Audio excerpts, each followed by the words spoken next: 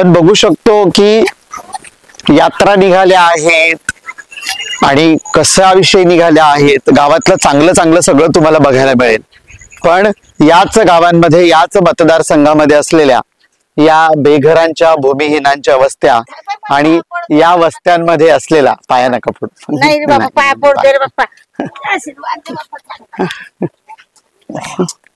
आणि या वस्त्यांमध्ये विकासाची धारा मात्र पोहोचलेली नाहीये। पाया पडल्या, विकासाची धारा मात्र पोहोचलेली नाहीये। आश्वासनांची गाजरं दिली जातात। दर पंचवार्षिकला 6 महिन्यात विधानसभा आठवणाऱ्या या सगळ्या नेत्यांना प्रश्न विचारण्यासाठी जनतेच्या विकासाचे प्रश्न आपण बघू शकतो की अगदी गावात असलेली ही वस्ती आणि छोटी नाहीये, तर तब्बल 400-500 घरं इथे राहतात। हे बेघर आहेत, भूमिहीन आहेत, कष्टकरी आहेत। प्रामुख्याने इथे राहणारा वर्ग जो आहे तो आदिवासी आहे, तो मागासवर्गीय आहे, तो केळी कामगार आहे। यांच्या वस्त्यांच्या विकासाचे प्रश्न अजूनही सुटले नाहीयेत। पावसाळ्याच्या दिवसात यांच्या घरासमोर होणारी घाण, त्यामुळे पसरणारे साथीचे आजार आणि त्यात मग होणारी आर्थिक हानी, या सगळ्या गोष्टींसाठी आपल्याला बोलावं लागणार आहे। आणि म्हणूनच आम्ही तुमच्या समोर प्रश्न उभे करतोय ते खऱ्या अर्थानं, दादा विकास झालाय का? आणि विकास झालेला नसेल तर नेमका गेला कुठे?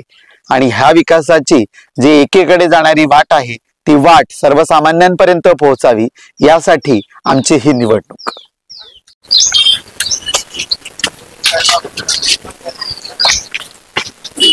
नमस्कार सगळ्यांना, जय भीम।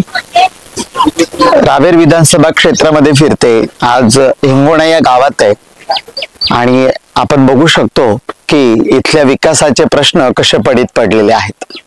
गेल्या अनेक वर्षापासून घराणेशाहीचं राजकारण करणारे सरंजामी सत्ताधारी पक्ष आणि त्यांनी दुर्लक्षित केलेल्या इथल्या आदिवासी, दलित, अल्पसंख्याकांच्या वस्त्या, बेघर भूमिहीनांच्या वस्त्या, की पावसाळ्याच्या दिवसात साधी जाण्यासाठी देखील सोयीची वाट नसते, अशा ठिकाणी विकासाची खऱ्या अर्थाने धारा पोहोचवणं, यासाठी असलेली ही निवडणूक आहे।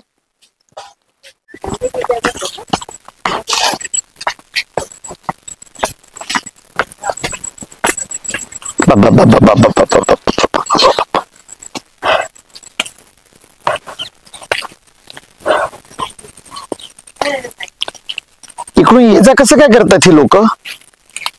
हा हा हो, तुम्ही बघू शकताय की कसल्या परिस्थितीतून वाट काढत घरी जावं लागतंय।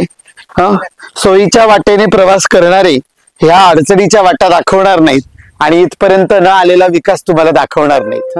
इथपर्यंत विकास कसा येईल आणि खऱ्या अर्थानं इथल्या कष्टकरी आणि श्रमिकांपर्यंत त्यांचा मूलभूत आणि पायाभूत सुविधा कशा पोहोचतील, यासाठी माझी उमेदवारी।